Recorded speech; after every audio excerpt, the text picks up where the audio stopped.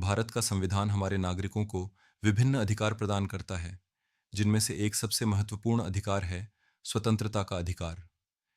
इस अधिकार को संविधान के अनुच्छेदों 19 से 22 में वर्णित किया गया है। यह अनुच्छेद सामान्यतः नागरिकों को उनके विचार व्यक्त करने, संघ बनाने और स्वतंत्रता से अपने जीवन जीने का अधिकार देते हैं। अनुच्छेद 19 में नागरिकों को भाषण की स्वतंत्रता, प्रेस की स्वतंत्रता और एकत्र होने की स्वतंत्रता का अधिकार दिया गया है। यह अधिकार हर व्यक्ति को अपने विचारों, आत्म अभिव्यक्ति और सांस्कृतिक गतिविधियों के माध्यम से स्वतंत्रता से जीने की अनुमति देता है।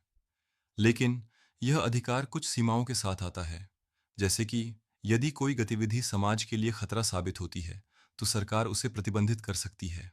अनुच्छेद 20 का महत्व भी कम नहीं है।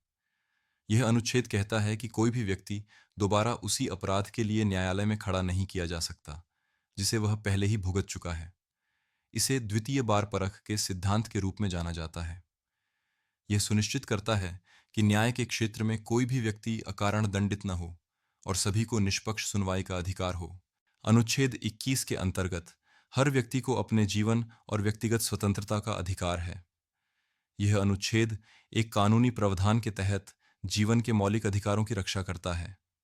इसका मतलब है कि किसी भी व्यक्ति को उसकी इच्छा के विरुद्ध जीवन के अधिकार से वंचित नहीं किया जा सकता। इसके अंतर्गत सुरक्षा, स्वास्थ्य और शिक्षा जैसे अधिकार शामिल हैं। अंत में, अनुच्छेद 22 व्यक्ति को गिरफ्तार करने के अधिकार से जुड़ा हुआ है। यह सुनिश्चित करता है कि किसी भी व्यक्ति को बिना उचित कारण के गिरफ्तार नहीं किया जा सकता। यदि किसी व्यक्ति को गिरफ्तार किया जाता है, तो उसे न्यायालय के समक्ष पेश करने का अधिकार है। यह अनुच्छेद सभी नागरिकों को अनावश्यक गिरफ्तारी से सुरक्षा प्रदान करता है। इस प्रकार अनुच्छेद 19 से 22 हमें हमारे मौलिक अधिकारों की सुरक्षा करते हैं और यह सुनिश्चित करते हैं कि हम एक स्वतंत्र और सुरक्षित जीवन जी सकें। इन अधिकारों का संरक्षण और इनका सही उपयोग हमारे समाज को एक सशक्त और विकसित बनाने में मदद करता है।